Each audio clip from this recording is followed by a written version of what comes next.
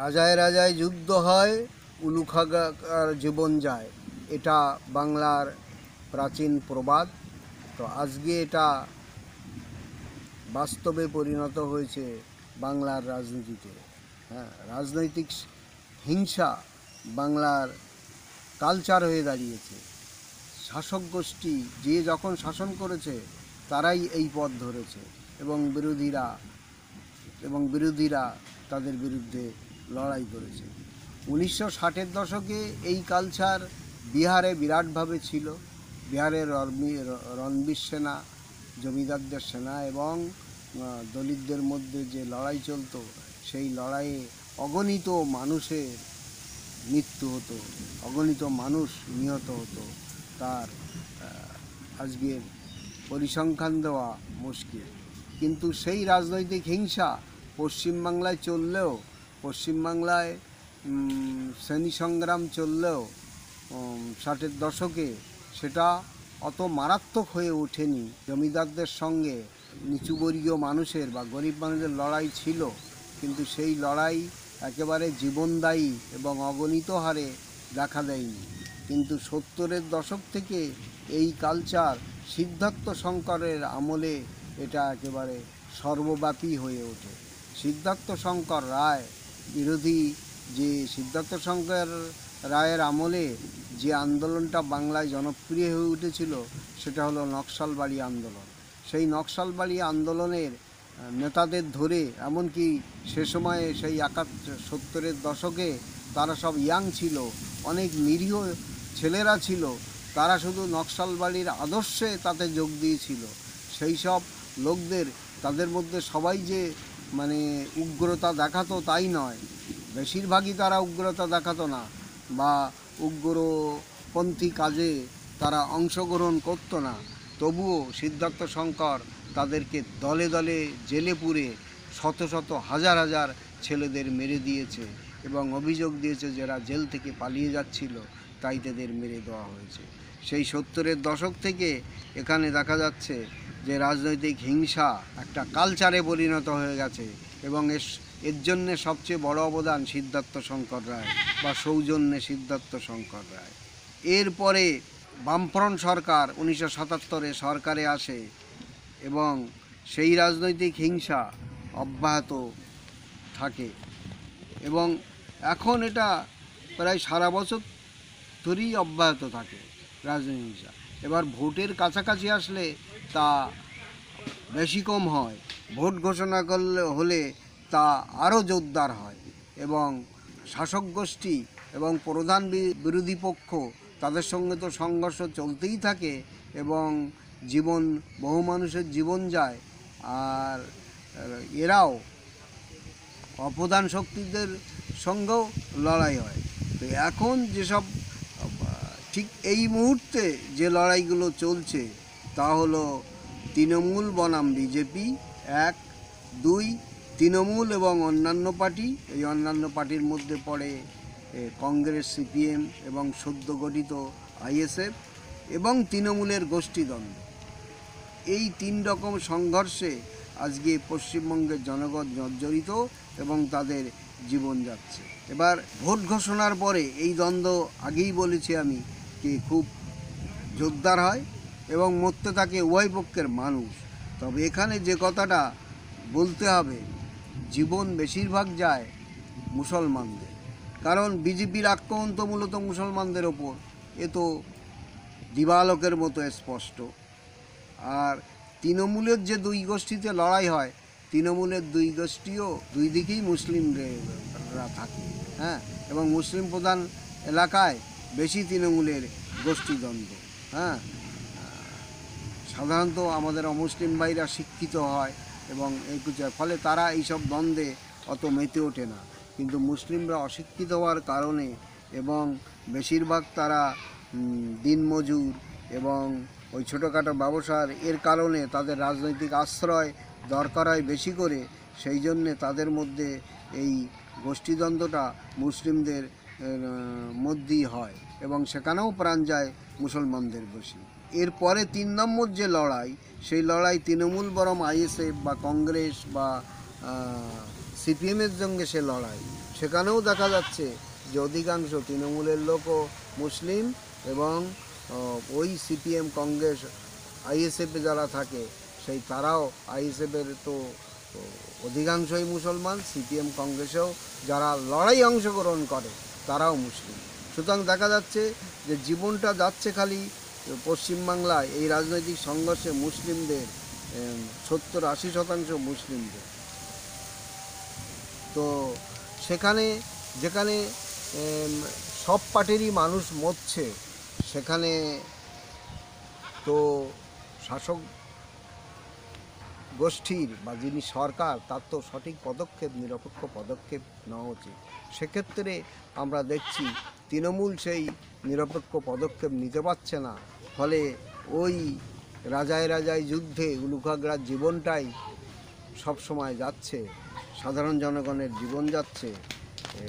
তৃণমূল সেই জায়গায় এই করতে হয়, তারা স্বেচ্ছায় এই সংঘর্ষ দমন করছে না, অথবা নিজেদের প্রাধান্য দেখানোর জন্যে এই সংঘর্ষ তারা জিইয়ে রাখছে এবং তারা প্রশাসনিক সুযোগ সুবিধা তারা পাচ্ছে। হ্যাঁ, আবার কেন্দ্রীয় সরকার, যা বিজেপির সরকার, মারাত্মক স্বেচ্ছাচারী সরকার, সাম্প্রদায়িক সরকার, সেই সরকার যখন এখানে তাদের লোকজন আক্রান্ত হচ্ছে তখন তারা প্রতিবাদ করছে। শুধু তাই না, তারা কেন্দ্রীয় দল পাঠাচ্ছে, তারা কেন্দ্রীয় দল পাঠিয়ে এই কোভিডের মুহূর্তে তো বাইরে থেকে লোক আসাই মানা, সেখানে তারা আবার বিজেপির লোকজন কিছু মরছে বলে তারা কেন্দ্রীয় দল পাঠাচ্ছে। কিন্তু কেন্দ্রীয় সরকার তো ভারতীয় জনগণের সরকার, তাদের উচিত যে তারা যদি তদন্ত করতে আসে বা তারা যদি দেখতে আসে, তাহলে সবাইকে দেখতে আসবে। তৃণমূলের যারা মরছে তাদের জন্য তারা ব্যবস্থা গ্রহণ করবে, ও সিপিএমের যারা মরছে তাদের জন্য তারা ব্যবস্থা গ্রহণ করবে, কংগ্রেসের যারা মরছে তাদের জন্য ব্যবস্থা গ্রহণ করবে, আবার আইএসএফের যারা মরছে তাদের জন্য ব্যবস্থা করবে। কিন্তু দেখা যাচ্ছে কেন্দ্রীয় দল যেখানে বিজেপি আক্রান্ত হয়েছে সেখানেই তারা গেছে, আর অন্যদের যারা মরছে, অন্য জায়গায় অন্য পার্টির যারা মরছে তাদের সম্পর্কে একটি কথাও বলছে না। তারা তো তাহলে তাদের কি সেই নিরপেক্ষতা বজায় থাকলো? তারাও তো সেই তৃণমূলের মতোই নিজেদের প্রাধান্য বিস্তারে ব্যস্ত।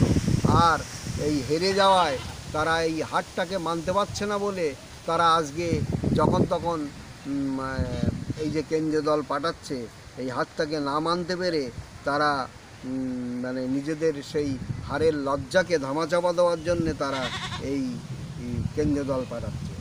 যদি তাদের যদি নিরপেক্ষতা থাকতো, তাহলে শীতলকুচিতে যারা মরেছে তাদের জন্যে তারা কেন কেন্দ্রীয় দল পাঠায়নি?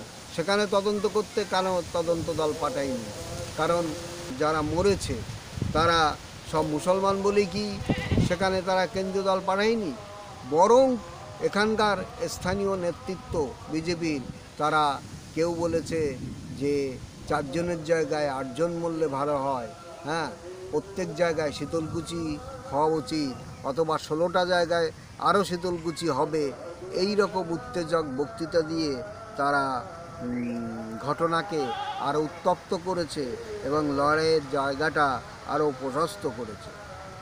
তারা তো সেখানে কেন্দ্রীয় টিম পাঠায়নি বা কেন্দ্রীয় দল পাঠায়নি। আজকে 7 বছরে গরু খাওয়ার অভিযোগে ভারত জুড়ে শত শত মানুষকে হত্যা করা হয়েছে, হাজার হাজার মানুষ এই আক্রমণের শিকার, গরু খাওয়ার অভিযোগে, গরুর মাংস খাওয়ার অভিযোগে। তাদের বিরুদ্ধে তো কেন্দ্রীয় দল আসেনি সেসব তদন্ত করতে। দিল্লি গণহত্যা, এত বড় একটা গণহত্যা হয়ে গেল, সেই গণহত্যার জন্যও তো তারা কেন্দ্রীয় টিম গঠন করেনি। আজকে 1 বছরের ওপর হয়ে গেল, গত মাসে 1 বছর পূর্তি হলো, তারপরেও দোষীদের শাস্তি হয়নি। যারা খোলাখুলি উস্কানি দিয়েছে, গদ্দারকও গুলিমারও বলেছে, তাদেরও কোনো শাস্তি হয়নি। এমনকি যারা দাঙ্গায় সক্রিয় অংশগ্রহণ করে মুসলিমদের ওপরে বেদম অত্যাচার চালিয়েছে, মুসলিমদের হত্যা করেছে, তাদের জন্য তো সরকারি টিম গঠন হয়নি বা বিজেপির দল পরিদর্শনে যায়নি, বরং বিজেপির সেখানকার নেতৃবৃন্দকেও তারা হত্যা করেছে। তারাও বিজেপির কাছে কোনো বিচার পায়নি। তাদের নিজেদের মুসলমান বলে তাদের নিজেদের লোকদেরও তারা বিচার করেনি। আমি দিল্লি গণহত্যার বইতে সেসব তথ্য প্রমাণ সহ দেখিয়ে দিয়েছি যে বিজেপির যারা বিজেপি করত আঞ্চলিক স্তরে দিল্লিতে বা পঞ্চায়েতের স্তরে দিল্লিতে, তাদের কোনো রকম বা সংখ্যালঘু ছেলের যারা নেতা বিজেপিতে ছিল, তাদের যখন তারা মেরেছে, সেই এহসান জাফরির মতো তারা অসহায়ভাবে মরেছে। কোনো রাজনৈতিক শক্তি বা রাজনৈতিক বিজেপির তরফ থেকে তারা রাজনৈতিক কোনো রকম সাহায্য পায়নি। তারপরে আমরা তো দেখি যারা বলছে যে আমরা আজকে বিজেপির লোক মরছে, সেখানে কেন্দ্রীয় টিম পাঠাচ্ছে। এই এত ধর্ষণ হচ্ছে, হাতরাস, তার সঙ্গে সবচেয়ে কেলেঙ্কারিমূলক ধর্ষণ হয়েছে এবং হত্যা করা হয়েছে একটা দলিত মেয়েকে। সেখানে ঢুকতে পর্যন্ত মানুষকে দেওয়া হয়নি। সেই হাতরাসের ঘটনায় কেন কেন্দ্রীয় দল গঠিত হয়নি? উন্নাওয়ের ধর্ষণে কেন কেন্দ্রীয় দল গঠন হয়নি? এরকম বহু জায়গায় ধর্ষণের ঘটনা ঘটেছে, সেখানে কেন কেন্দ্রীয় দল যায়নি? তাহলে তারা শুধু নিজেদের লোক মরলে কেন্দ্রীয় দল নিরপেক্ষতার ভান করে কেন্দ্রীয় দল পাঠাবে এবং মানুষকে তাদের নিজেদের দলের লোককে বাঁচানোর জন্য করবে।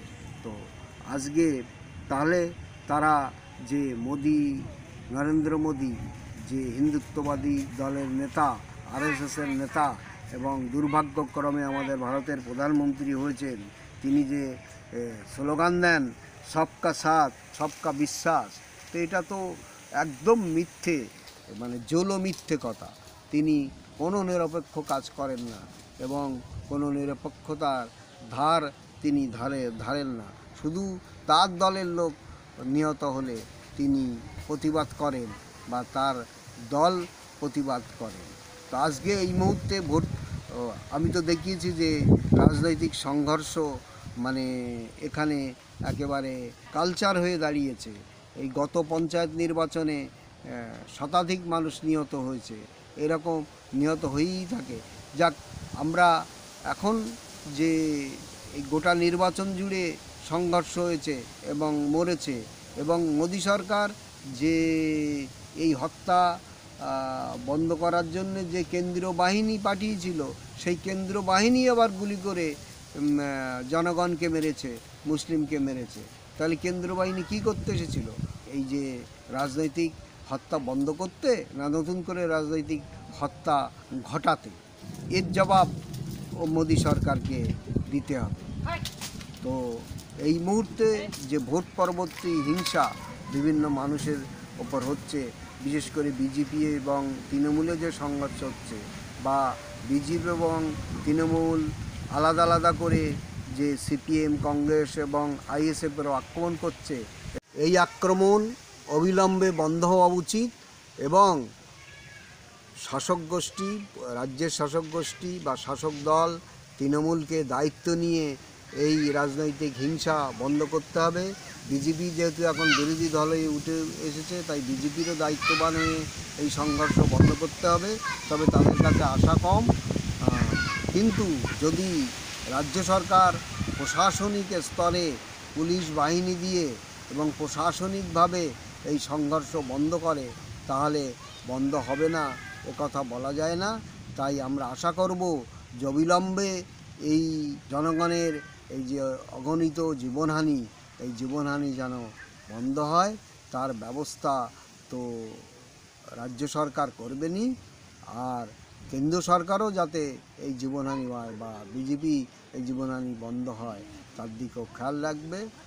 আর নইলে যে বিজেপি যে সাম্প্রদায়িক দল এবং বিজেপি যে একটা ফ্যাসিবাদী দল, তাদের সেই ফ্যাসিবাদী চরিত্র আরও উৎকট হয়ে উঠবে এই কোভিড পরিস্থিতিতে, যেখানে লক্ষ লক্ষ মানুষ মারা যাচ্ছে, তার উপরে আবার রাজনৈতিক সংঘর্ষে যদি মানুষ মরে। সুতরাং কেন্দ্র সরকারকেও দায়িত্ববান হয়ে এই সংঘর্ষে তাদের দলকে সংযত হতে বলা উচিত কেন্দ্র থেকে।